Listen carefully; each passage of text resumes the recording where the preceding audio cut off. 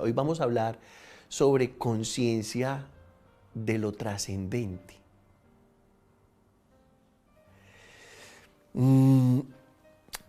Capacidad de trascender. ¿Y qué es capacidad de trascender?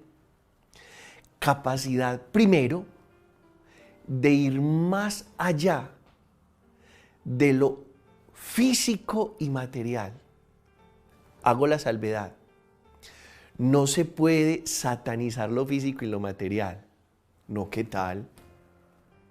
Gracias a Dios existimos, no solo en el espíritu, sino también en la materia. Y no tenemos cuerpo y alma, somos cuerpo y alma. Pero no nos podemos quedar en lo físico y material. Hay que trascender. Fíjate, por ejemplo, en lo que concierne una relación. Cuando uno conoce a una persona, tal vez de entrada uno se deja atraer por su aspecto físico, pero luego le toca trascender.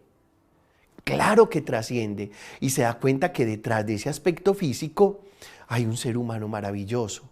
Y el que no es capaz de ir más allá del aspecto físico de una persona, pronto se le agota esa persona, pronto se le agota esa relación. Conciencia de trascendencia. 2.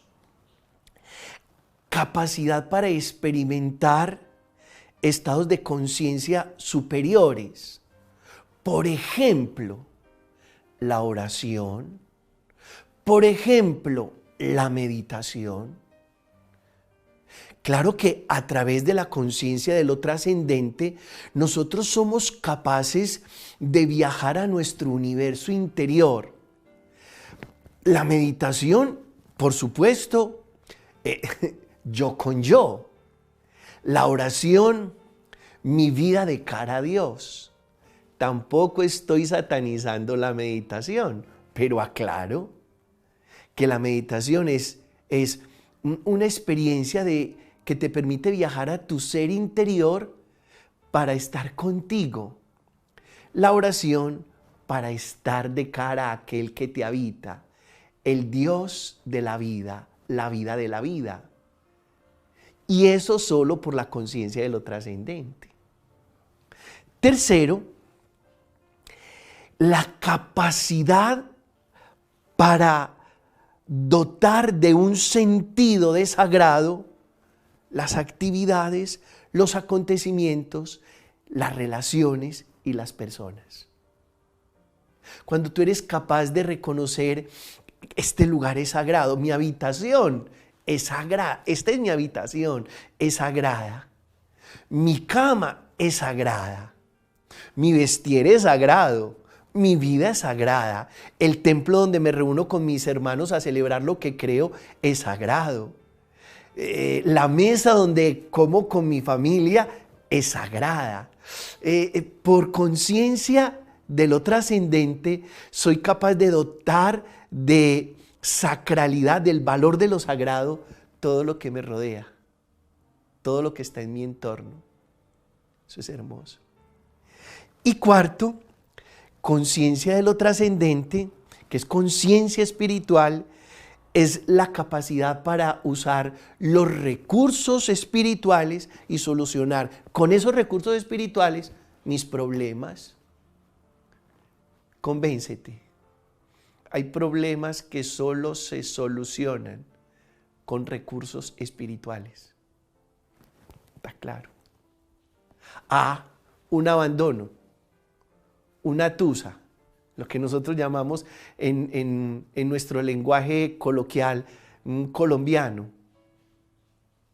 una separación, una ruptura, un problema de esos, ¿con qué lo soluciono? Solo con recursos espirituales. Ahí no hay recurso material posible para solucionarlo. Permíteme, leo esto. Eres parte del todo. No eres el ombligo del universo, ni el centro de la tierra. Reconoce lo inmenso que eres, pero también lo pequeño ¿qué eres? Universalidad. Cuando hablamos de conciencia universal, nos estamos refiriendo a pensarnos como parte del todo. Gabriel Díaz, mi director espiritual, que vive resucitado también en mí, decía que todos estamos interconectados. Y Leonardo Boff habla de la solidaridad intrínseca que hace posible que la especie humana no se acabe. ¿Por qué? Cuando tú compras algo, tal vez puedes ver en la etiqueta que dice Made in USA o Made in China. Resulta que eso que está en tus manos y que has comprado, alguien en un país lejano lo pensó y lo manufacturó y lo empacó y lo transportó y lo comercializó y no terminamos para ti. Por eso no podemos ser ajenos a nuestra conciencia universal. Muy peligroso volvernos de conciencia egoísta. Y lo decíamos ahorita con lo que leí. No eres ni el centro de la tierra ni el ombligo del universo. Eres parte del todo. Fíjate que eso pasa con el organismo, con el cuerpo humano. La uña hace parte de mi cuerpo. Mis cejas despobladas hacen parte de mi cuerpo.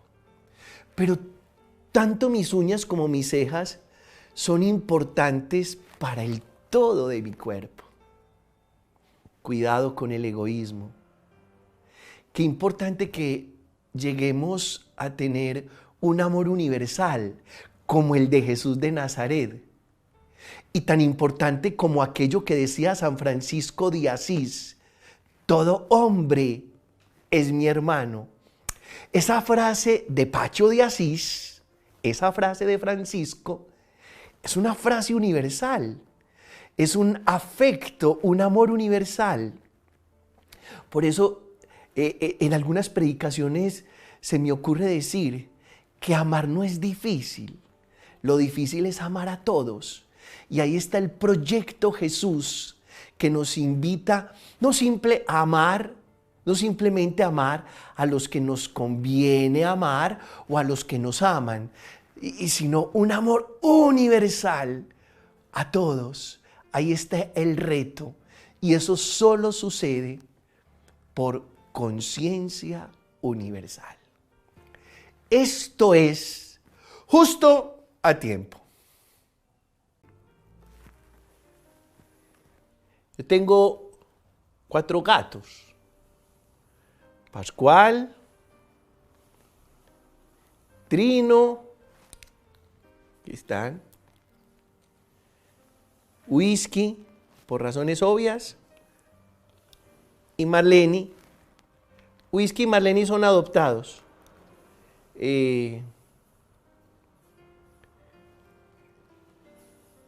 Pascual es fino, es de lujo, es un balinés albino, y Trino es un persa.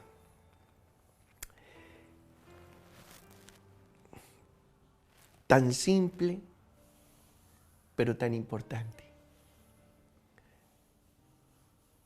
Capacidad de disfrute.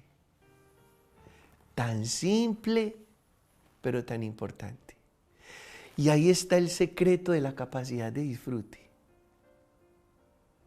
Es decir,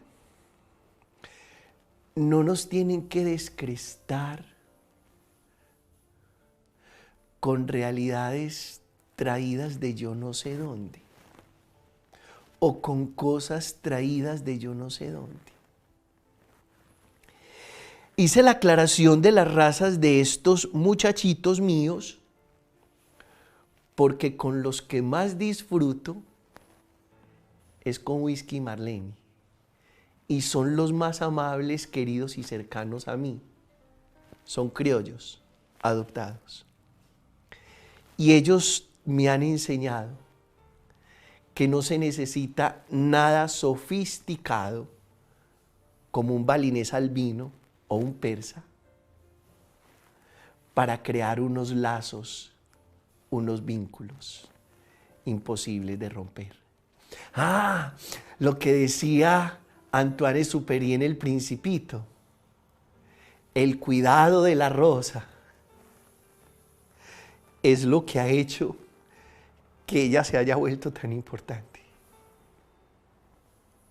Y el disfrute está en nuestra capacidad de relacionarnos desde el alma, desde el alma. Tú quieres disfrutar la vida, relaciónate desde lo esencial, desde lo invisible, desde lo intangible. Comprenderás que allí hay una capacidad de disfrute que no se puede tasar en pesos, en libras esterlinas, en euros, en dólares. Aprender a reconocer que nada ni nadie, trabaja eso y defiéndelo, puede sabotearte el disfrute por la vida. Siempre hay razones para que la vida sea un disfrute. Y creo que es el mejor regalo que le puedes hacer a Dios, que Él te vea disfrutando lo que te dio con tanto amor, la vida. Hablemos de nuestra conciencia de comunión. Separemos la palabra comunión. Común, unión. El Papa Francisco habla de la casa común en Laudato Si, su encíclica. Cuando dice casa común nos está diciendo: vengan, comulguen con la casa donde vivimos los humanos. Comulguemos. Es nuestra casa común y se necesita unión para vivir en la casa común. Porque si no hay unión en la casa común, pues la casa común se vuelve un infierno. Qué tan importante que tú tengas conciencia de comunión en tu casa, en tu familia. Es fundante. Porque digamos que en el estado primigenio, Dios desea comunión con el hombre y la mujer. Los que rompen esa comunión son ellos que entran en soberbia y desobediencia. Pero la vocación del ser humano es vocación a la comunión.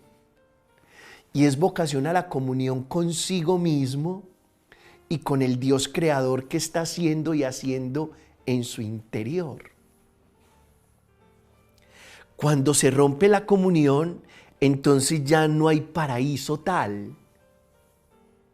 Somos arrojados del paraíso. Y cada vez que nosotros nos rasgamos por dentro o rasgamos nuestras relaciones, abandonamos el paraíso y ardemos en las llamas de nuestro propio infierno. Por eso los rencores, las venganzas, los resentimientos. ¿Qué es eso? esa ausencia de comunión. ¿Y qué produce eso? Un infierno en nuestro interior. ¿Qué son las guerras, los conflictos, las discordias internacionales? Infiernos. Son infiernos porque fuimos creados para la comunión, y cuando ya no estamos en comunión, entonces así como fuimos creados para el Edén, ya no hay tal Edén, ya no hay tal paraíso. Detengámonos un instante, no te vayas, porque voy a decirte una cosa que tiene que ver con tu vida sacramental. ¿Qué significa cuando tú al final de la celebración eucarística haces la fila para recibir a Jesucristo pan de vida? A eso lo llamamos la comunión.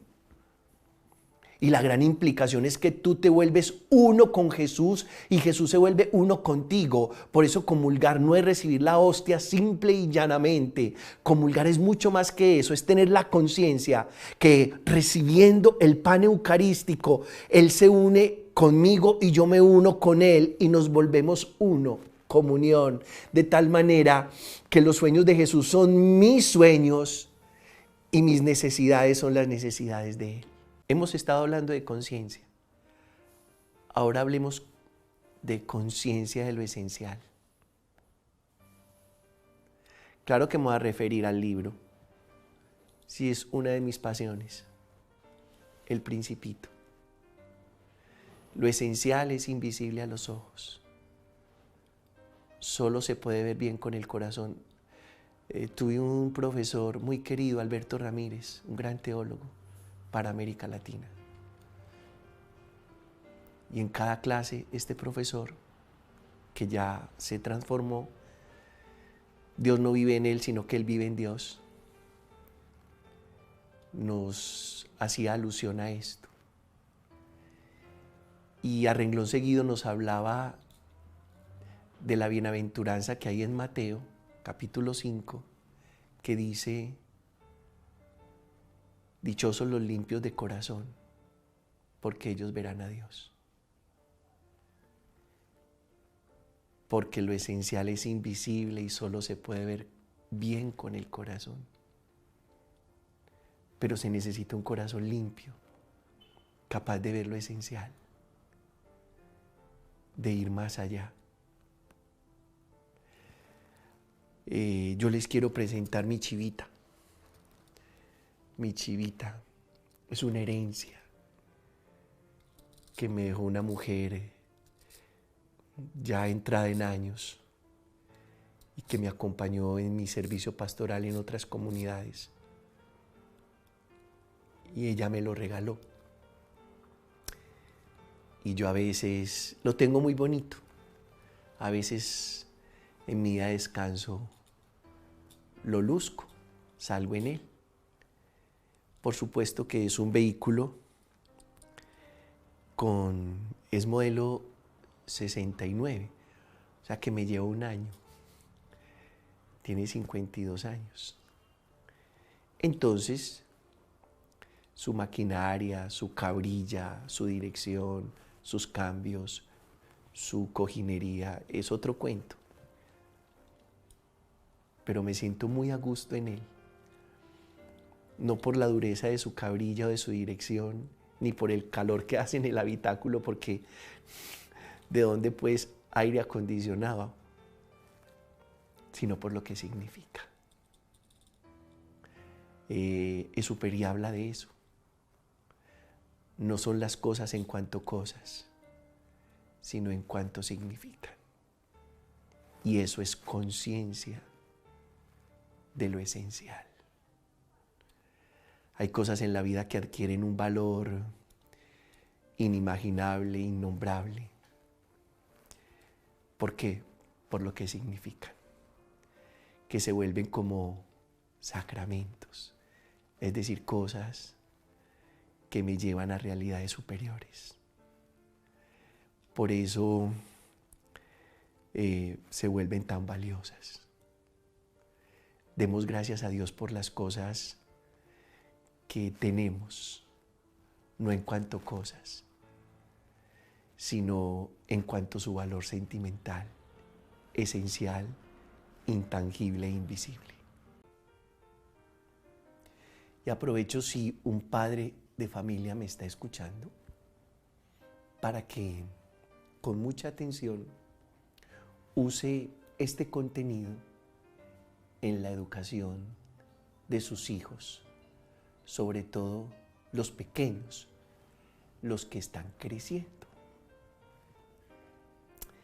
Existen dos maneras de educar: con conciencia autónoma o con conciencia heterónoma.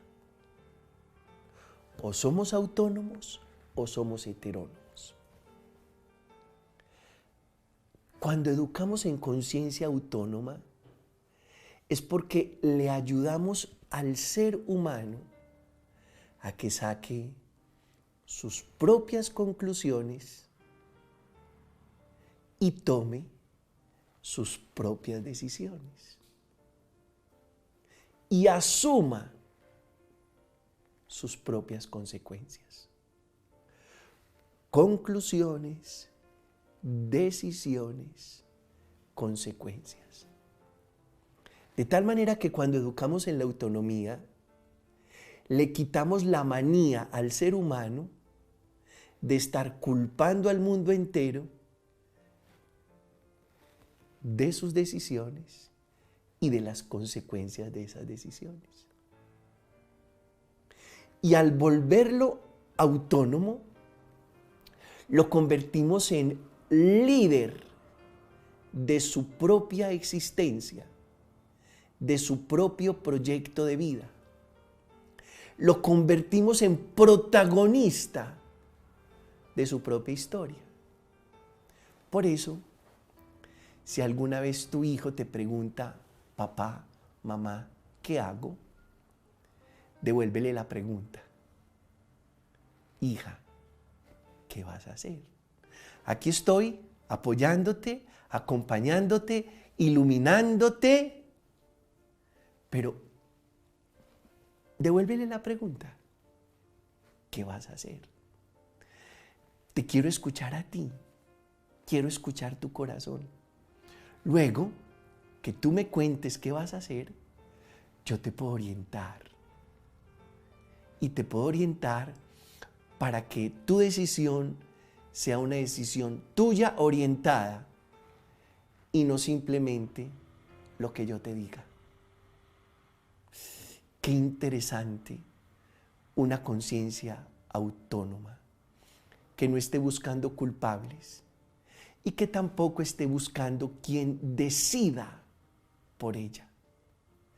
Tú tomas tus decisiones, tú asumes tus consecuencias, déjate orientar, déjate iluminar, déjate acompañar. Si te equivocas y te caes, yo voy a estar ahí para ayudarte a levantar.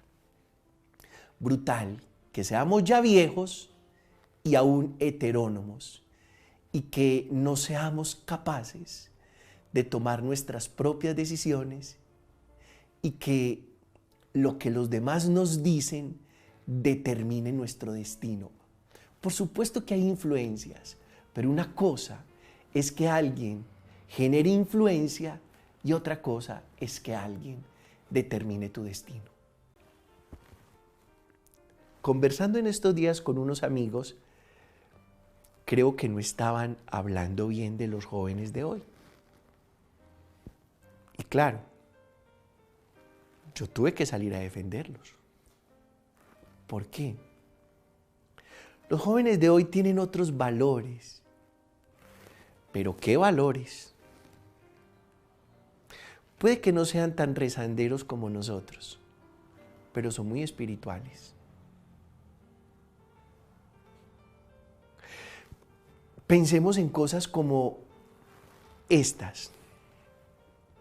Son muy solidarios y tienen una vena social muy fuerte. Es decir, las viejas generaciones son más egoístas. Ellos son más sociales. Son hijos de las redes sociales. Yo no creo que esa palabra sea una casualidad. Tienen un compromiso mayor con la sociedad.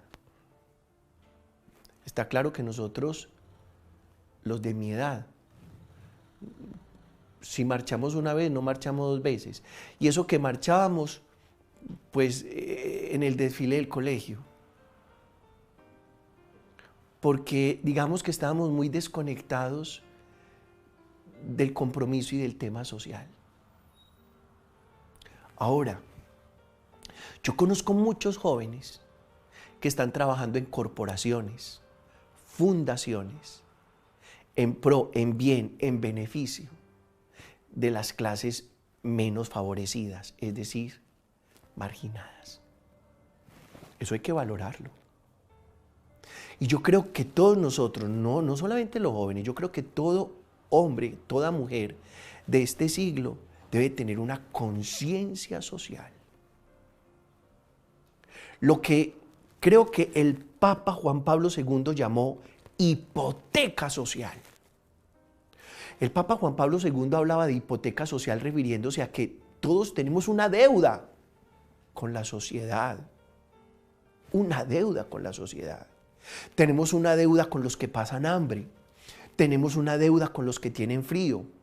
Tenemos una deuda con los que no tienen posibilidades de acceder a una educación cualificada. Tenemos una deuda con los que no tienen la oportunidad de recibir los servicios sanitarios o servicios de salud. Estamos endeudados. Conciencia social es que tú y yo nos sintamos en deuda con la sociedad en la que vivimos. Y no solo nos sintamos en deuda con la sociedad en que vivimos, sino que hagamos algo. Porque no se trata de decirle al otro, ojalá que le vaya bien, ojalá te vaya bien. No, se trata de lo que decía mi madre. Acciones son amores y no buenas razones. Comprométete con tu conciencia social. Que te importe la sociedad en la que vives. Que te duela la sociedad en la que vives. Que hagas algo por la sociedad en la que vives. Tú eres protagonista de esta historia y de esta sociedad. Leonardo Boff, mi querido hermano franciscano del Brasil. Dice Leonardo, los humanos somos uno con la tierra y lo que le hacemos a la tierra nos lo hacemos a nosotros. Todos necesitamos el planeta. Sin él no podríamos vivir. Lo cierto es que el planeta no nos necesita a nosotros. Sin la especie humana, seguiría girando sobre su órbita. ¿Cómo la vio? Conciencia ecológica. Conciencia ecológica. Y no es simplemente que nos dediquemos a separar las basuras. No es solo eso, que además es eso. ¿Por qué? Porque nos dieron esto como Edén y no lo podemos convertir en un basurero. Pero no es solo eso. Somos uno con el planeta y lo que le hagamos al planeta nos lo hacemos a nosotros mismos. Por eso es tan importante que tu habitación esté ordenada y limpia, que tu habitación no se vuelva una posilga, un chiquero, un basurero. Tienes que ser ecológico en tu habitación. ¿Para qué? Para que haya armonía y tú seas uno con tu habitación y tu habitación sea una contigo. Lo mismo tu casa. Lo mismo del andén de la puerta hacia afuera, el andén y el antejardín. No me digas que eso no te toca a ti. Sí, sí te toca a ti. Lo mismo el frente de tu casa, lo mismo el barrio. Nos toca todo, a todos. Nos toca todo a todos. Firmo abajo, Pedro Justo. Nos toca todo a todos. Y no podemos ser indiferentes frente al desafío que tenemos hoy, la familia humana, con la casa común donde vivimos. Puede que algunos digan, es que finalmente lo que comienza termina, el planeta que comenzó tendrá que destruirse. Bueno, yo no me voy a meter en camisas de 11 varas, porque ese no es mi tema, yo no sé bien de eso. Pero lo que sí sé es que si esto se va a acabar, ojalá nosotros lo podamos ayudar a terminar de la manera menos traumática posible, con el menor daño posible. Es eso. Y que nos volvamos no... Yo creo que la Sagrada Escritura nos puede ayudar muchísimo en esto. No somos los dominadores de la casa común. Somos los administradores de la casa común.